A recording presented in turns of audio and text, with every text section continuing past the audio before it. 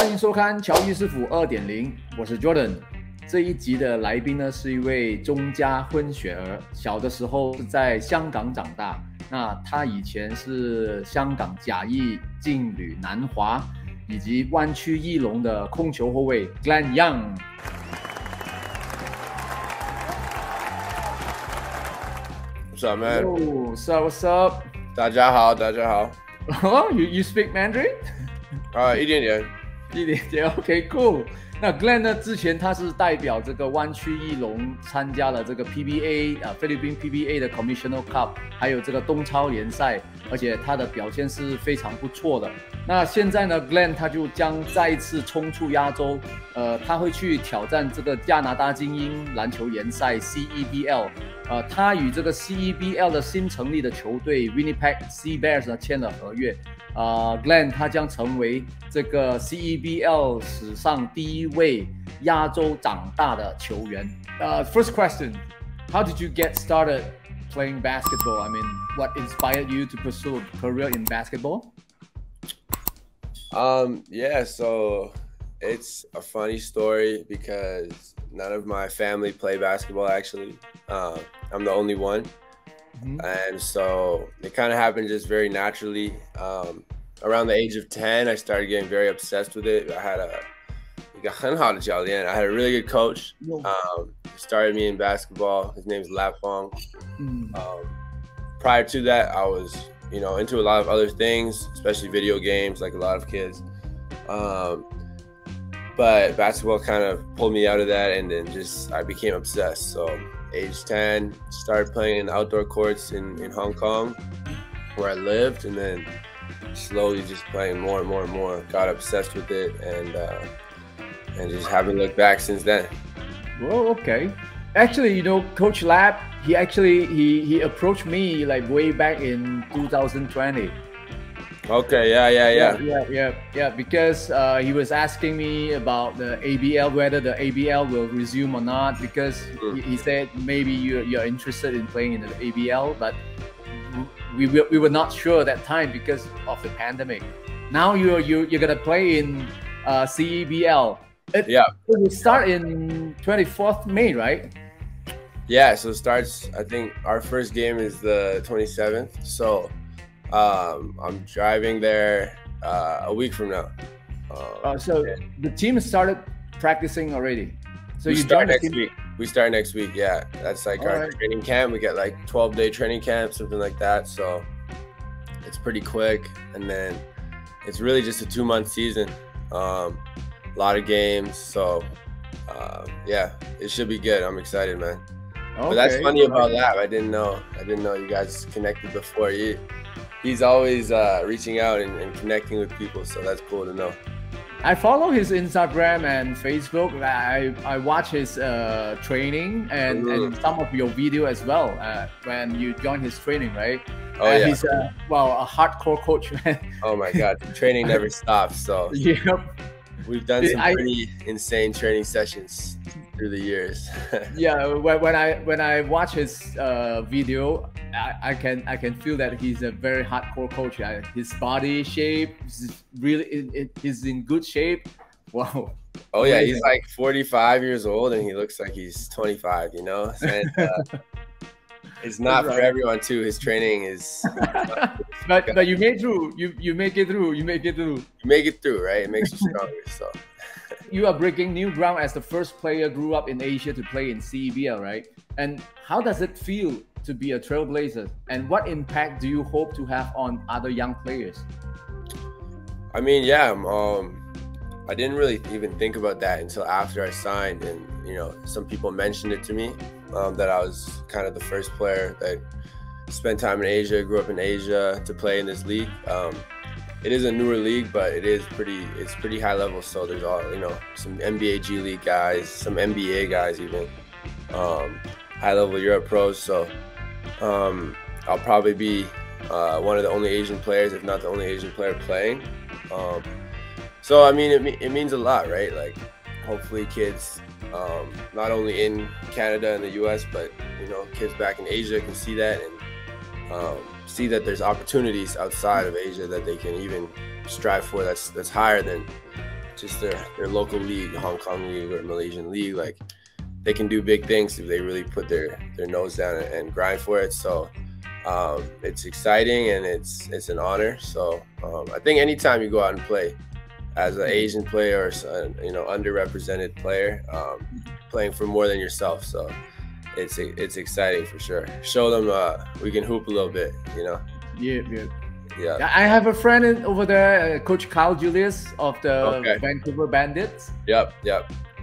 And Coach CEBL, right? Yeah. Yep. Back in Saigon Heat and Dreamers. And your coach, your head coach Mike Taylor, he's a very good coach as well. He is a good coach. Yeah, he's a great guy. Yeah. He coached the Polish national team for 10 years. So apparently, he kind of changed that program, and I'm excited to play for him for sure. Yep. So as a player with Asian heritage, do you feel any additional pressure or expectation to represent your community on the court? Or how do you balance those expectations with your personal goals and aspiration as a basketball player? Honestly, I don't feel any extra pressure. Honestly, it's like more support, and it's more like I know I have the appreciation and they have my back, right? Like even before I've been out there to Winnipeg, they have a lot of Filipinos out there. So I've been getting messages already just saying how I'm not even Filipino, but just someone who's played in the PBA and who's Asian. They're like, oh, I can't wait to see you play. We support you, this and that. So I know that there's a lot of support out there. So I think that kind of adds to my confidence instead of feeling pressure. And I think it's more, it's fun to have that opportunity to be that guy. So I wouldn't say pressure, it's just more excitement for sure.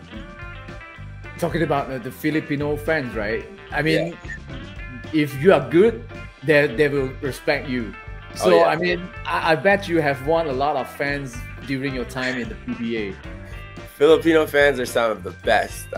Anywhere I go, I'll tell anyone that they're crazy, they're passionate, but they show a lot of love. And, their love for the game goes deep. We had so many games over there where they're screaming at us and against us, and then right after the game they're trying to take pictures and they're showing love. So it's a lot of emotion, but it's fun to have that.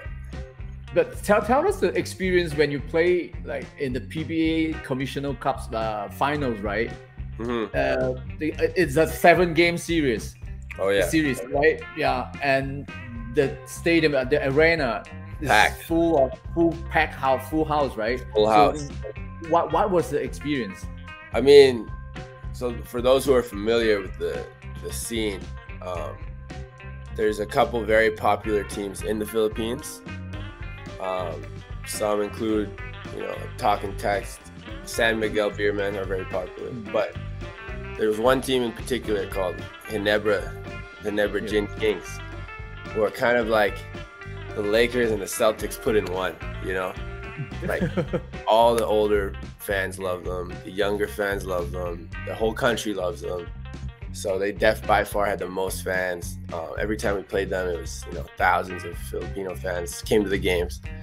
So that's who we matched up with in the finals, and it's a 7-game series. So each game it was back and forth. No one won 2 in a row, so it was like 1-1, 2-1, 2-2, 3-1. So every game had more hype, and every game more fans came, which led to Game 7, where they had it in the Philippine Arena, which it hosts like 55,000 people, and there were like just under, it was like 54,800 people there. Like it broke some records. So, and it was all Ginebra fans. There was like maybe 100 Bay Area fans. So it was like going to war, like against a different country.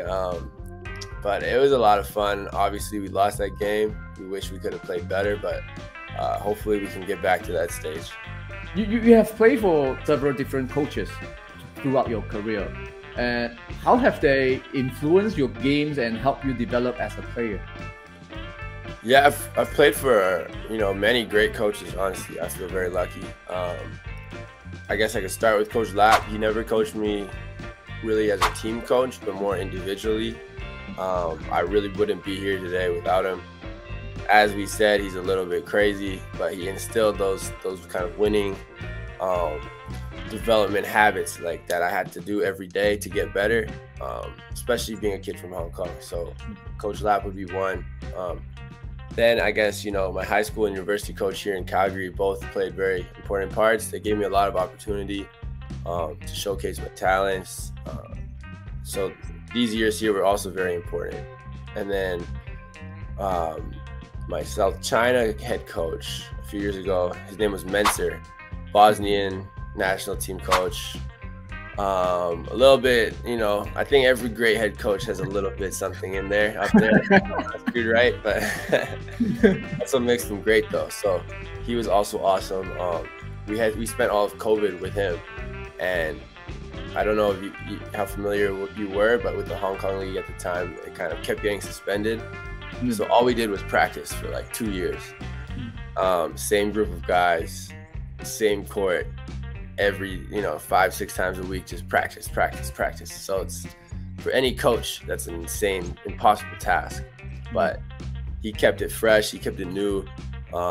He made us better. I got so much better during that time with him. And by the time games came, I was at another level that he, you know, helped me get to. And he helped me prepare for Bay Area, which I played for Coach Brian Gorgian. Obviously, another legendary coach, also very intense, but great coach. And he, you know, kind of took that next level where he's like opening my mind to how the high levels play, you know, Australia, NBA, and all that. So lucky. You have worked with, played for so many great coaches. Very lucky. So lucky. Very lucky. A lot of yelling at me though, so that's part of the deal. So what are some of the biggest challenges you have faced as a professional basketball players and so far, and how do you overcome those challenges? You know, I'd say like it's definitely the persistence part of it. So, you know, it's ups and downs. People, I think, assume sometimes that it's an easier lifestyle. You're just playing a sport that you love. It should be pretty straightforward and easy. Oh, like you get comments like, "Oh, it must be nice, like you're living the dream," which we are. But a lot of the time, you're sacrificing family events. You're sacrificing friends, weddings. You know, all sorts of things where you have to be locked into the sport instead of doing those, you know, normal fun things. So that's one thing you have to consider. Are you willing to do that, you know, and live that life? But I feel like the payoff is worth it. You get to do what you love. And then another thing is just staying at the level you need to be staying at, because there's constantly new players coming in, injuries, downfalls, things like that. So just that ability to bounce back at all times and keep pushing yourself to find motivation, whatever that looks like, to keep getting better so that you can stay at the level you need to stay at.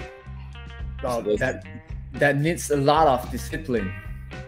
Exactly, which is why you need a coach like Lap or someone like, you know, someone like that to whip it out of you. But but I'm curious though, because you grew up in Hong Kong, right?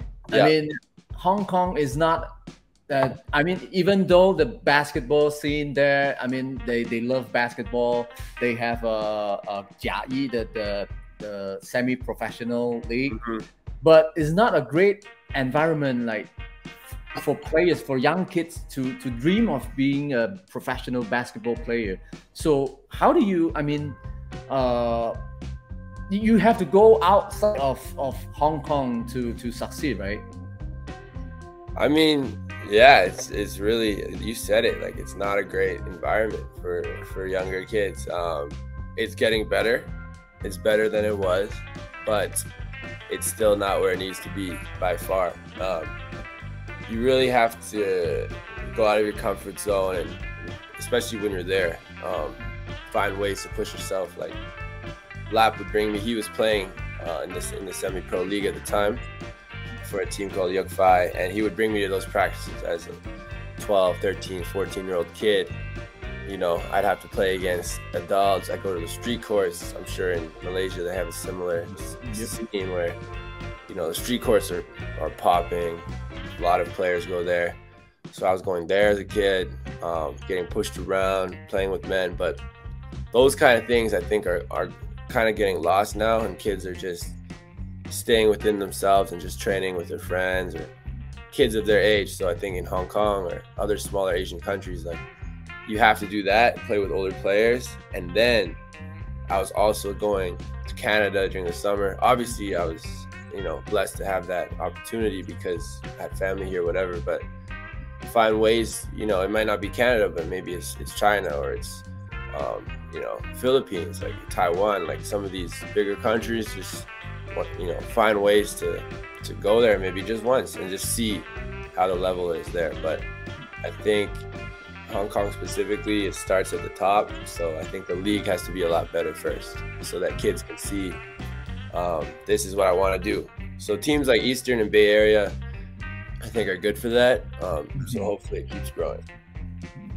So it's difficult. I mean, because you mentioned just now, because from a young age you have a dream of becoming a basketball player, a professional basketball player, but you have to protect that dream when people around you keep telling you that it's not going to work because there's no, like, you know, professional league here or whatever. Oh, 100%. I honestly, I wouldn't even tell a lot of people. I would just, people close to me would know that this is what I want to do. But some people, you know, you're a kid, like, people would make fun of you. Oh, you're not going this, you're not going that. And I was like a late bloomer, so I wasn't that tall yet. I was like average height, not the craziest athlete, like average athlete. So yeah, you definitely hear things left and right. And if you're not mentally tough and if you're not believe in your dream, like, I've seen a lot of people's dreams, they just kind of fall by the wayside and go into the garbage because, you know, you believe what you hear. So it's tough, but hopefully more kids can keep going. All right, cool. Good advice. So I mean, after you graduated from university in Canada, right, you went to Spain, right? Because your first stop, your first career, professional career started in Spain, right? Yeah. So you play professionally in Asia, in Spain, and in now gonna be in North America. So how has your experience playing in different leagues and culture influenced your game and your perspective on basketball? I think it's been amazing. Like, it's opened my eyes to the different styles of play. I think, you know, you're a basketball fan that knows the scene. Every country plays different style. Within a continent like Asia, and then even worldwide, it's very different. So it's been cool for me as, you know, a basketball nut to see these different styles. Obviously Spain, they're very tactical, they're very efficient, and they see the game differently. So that was an adjustment, but I feel like I took some things from there. And then, you know, same with Hong Kong, Philippines, and then Canada as well, you know, physicality, athleticism, all that. So it's been cool to see these different styles and just be exposed to it, because people don't realize there's ballers everywhere. You know, anywhere you go, there's going to be someone good, so you can learn something from it. How tough is it, I mean, for you as a fresh grad, and then you went over to the Europe and play in Spain, second division, right? And then how tough is it? Yeah, I mean, I don't know what it is, but I trick my mind and I just get very locked in on what I need to do.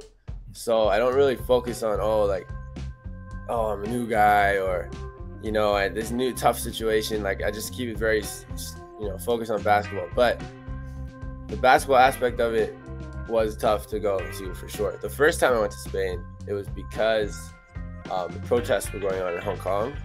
I was gonna go back and play in Hong Kong for South China, but protests were happening, so nothing was going on. So I went to Spain, and the first time it was 4th division.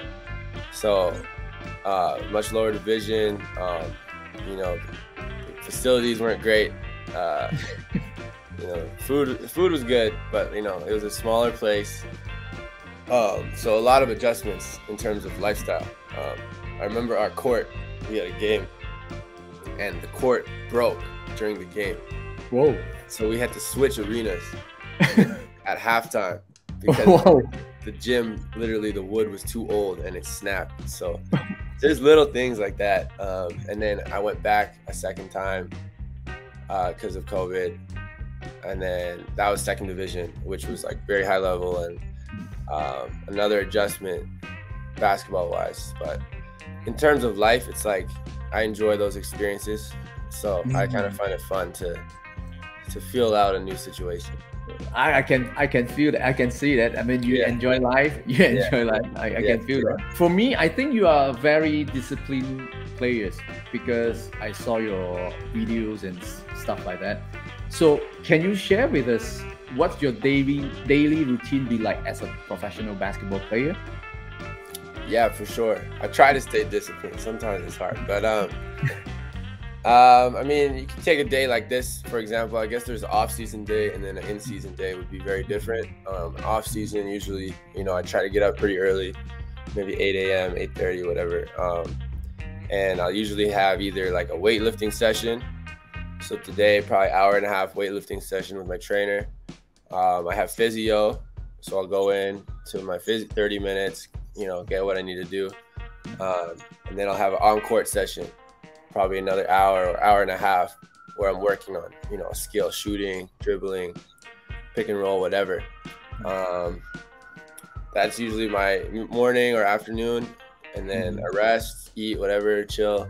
And then some days, probably 2-3 times a week, I'll also play 5-on-5 at night. And just try and get up and down, work on my skills. Other days, I'll take the night off and rest. So that's kind of what it looks like off season. And then in season, it's obviously you have games and practices and all that. Okay. Your meal? I mean, do you strictly follow the nutritionist? I mean, I love food, man. So I mean, I do push myself to eat as healthy as possible most of the time, but as long as I'm getting like enough protein, enough carbs, like I don't really make it that strict, honestly, but I'll make sure I'm getting the right things. And then every now and then, you know, I have to get my sushi, ramen, fried chicken. Like once a week, twice a week, I'll be like, okay, I cheat meal. Yeah, like I deserve this. I can And you make sure you get enough rest, right? Yeah, that's the thing I struggle with the most, probably, enough rest. Sometimes I feel like I need a couple more hours of sleep, or sometimes I feel like I'm almost doing too much training where I have to be like, yo, like, it's all good. We can take this day, just do something light, or I don't have to train that hard sometimes. As I'm getting older, I'm trying to get better at that part. So in your opinion, what are the key principles if anyone want to have a successful basketball career? Professional career? Yeah. I think you gotta be a little crazy. But I think, as you said, like the discipline part of it is really important. Consistency will take you a long way. Just doing little things each day and just having a bigger picture in mind. Even if you're not playing professional, like high school, university, you can see it as a long-term thing. So like, if you come into high school and you're not the best player, don't get discouraged, because by the time you're a senior, if you work hard those 3 years, 4 years, whatever, you can be. So it's like, see each period as like a long-term thing, like a marathon thing. Same with university, and then that will lead you professional. And it's like, just keep doing the little things and be consistent. And I think that goes a lot further than people think. And then just have fun with it. I think, you know, enjoy the process. You get to play basketball. It's a good thing to do. I think you mentioned it. You have to enjoy the process. Otherwise, it won't last. It won't last, right?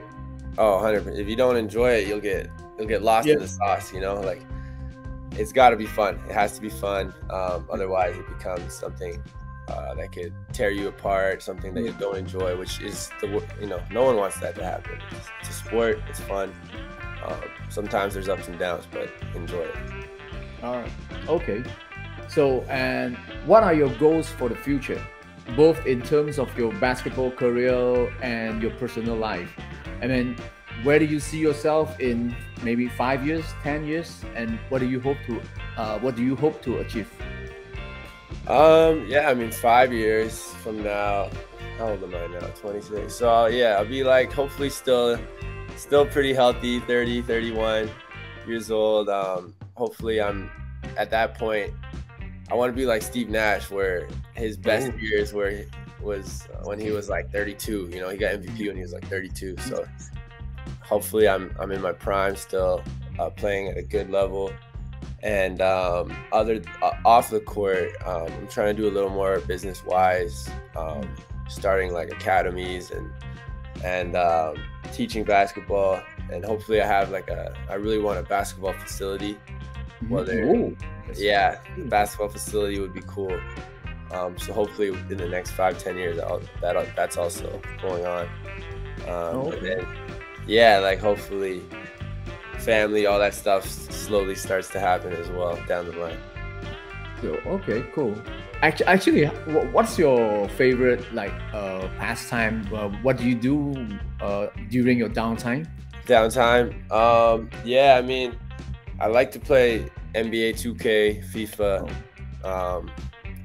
especially when I'm with my friends. You know, it gets pretty competitive with video games. And then, yeah, just like, you know, normal stuff like movies, TV shows. I'm pretty active too, so I've been playing like a little golf, tennis, yoga, trying out some different stuff on the side. So, I went on a hike here actually the other day, and it was still frozen. Whoa! It was at a lake, and the whole lake was still frozen, and yeah, that was cool. So just different activities like that. That sounds fun. Sounds fun. It was fun. Yeah, if you ever come here, I'll take you to the frozen lake. But that looks scary, though. I mean, you know, the frozen lake. It's a little scary. There was like a small part of it that was melted, and I actually jumped in the water real quick and did ice cold plunge and then jumped out. So that was cool. All right. And okay, the last question for the night. What advice would you give to the young players who are just starting out in their basketball careers, particularly those from underrepresented communities? I mean, I would say just don't give up, right? I mean, it's cliche, but it kind of piggybacks on what I've been saying. Just keep going. Obviously, I think it's harder now because it's a blessing and a curse now because there's social media and there's so much exposure where kids might look around and be like always comparing themselves to other kids in the world. Oh, I'm not as good as him, or, you know, his guy, he's amazing in the US, whatever. But at the same time, you have the ability to get that exposure as, you know, using these platforms, YouTube, so Instagram, whatever. Coaches can see that, and if you really want to push for it, just stay curious, keep developing everything, you know, on and off the court, and things will just slowly come to you naturally. But it's not going to be easy at first, you know. I think a lot of Hong Kong, for example, the parents come into it where they don't see where a kid can go, so it's tough for them to support their kid. So a lot of times it's solely on the child to push themselves. So you need that toughness as well. So all those things. Yeah, you mentioned it, the support from parents. This is very important. It's huge. It's huge. You know, my parents, I feel very lucky. Obviously, they supported me this whole time, but I know some people who also love the game just as much as me, but their parents were like, no, you have to do this, this, and this. Like, this is not a job, or you know, something like that. So the support helps a lot, whether that's your parents or a coach. Yeah, that's right. Yeah. And thanks for your time, Glen. For sure. Yeah, appreciate it, man. 感谢各位收看这一集的乔遇师傅2.0我也感谢Glen 接受我的访问，我們下一期再見，拜拜。拜拜，感謝，拜拜。Actually, do you speak Cantonese? 少少。哦，少少，唔錯。好垃圾。好垃圾唔係啩？